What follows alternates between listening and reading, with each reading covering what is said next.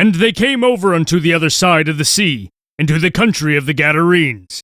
And when he was come out of the ship, immediately there met him out of the tombs a man with an unclean spirit, who had his dwelling among the tombs, and no man could bind him, no, not with chains, because that he had been often bound with fetters and chains, and the chains had been plucked asunder by him, and the fetters broken in pieces, neither could any man tame him.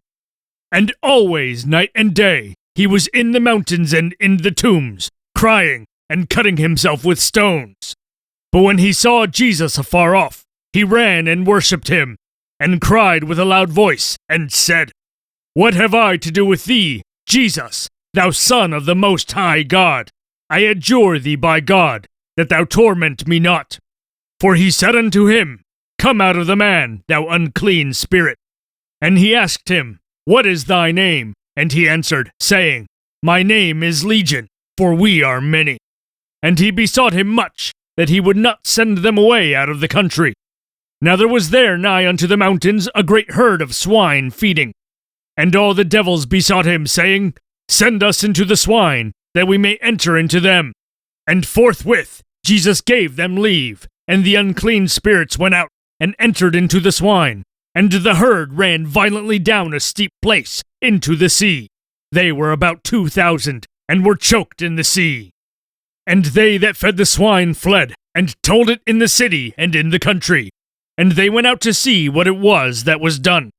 And they come to Jesus, and see him that was possessed with the devil, and had the legion, sitting and clothed, and in his right mind. And they were afraid. And they that saw it told them how it befell to him that was possessed with the devil, and also concerning the swine. And they began to pray him to depart out of their coasts. And when he was come into the ship, he that had been possessed with the devil prayed him that he might be with him. Howbeit Jesus suffered him not, but saith unto him, Go home to thy friends, and tell them how great things the Lord hath done for thee, and hath had compassion on thee. And he departed, and began to publish in Decapolis how great things Jesus had done for him, and all men did marvel. And when Jesus was passed over again by ship unto the other side, much people gathered unto him, and he was nigh unto the sea. And behold, there cometh one of the rulers of the synagogue, Jairus by name, and when he saw him, he fell at his feet, and besought him greatly, saying, My little daughter lieth at the point of death. I pray thee, come and lay thy hands on her, that she may be healed, and she shall live. And Jesus went with him, and much people followed him, and thronged him. And a certain woman, which had an issue of blood 12 years, and had suffered many things of many physicians, and had spent all that she had, and was nothing bettered, but rather grew worse, when she had heard of Jesus, came in the press behind, and touched his garment. For she said, If I may touch but his clothes, I shall be whole. And straightway the fountain of her blood was dried up, and she felt in her body that she was healed of that plague.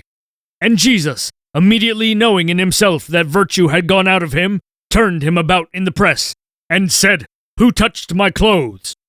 And his disciples said unto him, Thou seest the multitude thronging thee, and sayest thou, Who touched me? And he looked round about to see her that had done this thing. But the woman, fearing and trembling, knowing what was done in her, came and fell down before him, and told him all the truth. And he said unto her, Daughter, thy faith hath made thee whole. Go in peace, and be whole of thy plague. While he yet spake, there came from the ruler of the synagogue's house certain which said, Thy daughter is dead. Why troublest thou the master any further? As soon as Jesus heard the word that was spoken, he saith unto the ruler of the synagogue, Be not afraid, only believe. And he suffered no man to follow him, save Peter, and James, and John the brother of James. And he cometh to the house of the ruler of the synagogue, and seeth the tumult, and them that wept and wailed greatly. And when he was come in, he saith unto them, Why make ye this ado, and weep? The damsel is not dead, but sleepeth. And they laughed him to scorn. But when he had put them all out, he taketh the father and the mother of the damsel, and them that were with him, and entereth in where the damsel was lying. And he took the damsel by the hand, and said unto her, Talitha cumi, which is, being interpreted, Damsel, I say unto thee, arise. And straightway the damsel arose and walked, for she was of the age of 12 years, and they were astonished with a great astonishment. And he charged them straitly that no man should know it, and commanded that something should be given her to eat.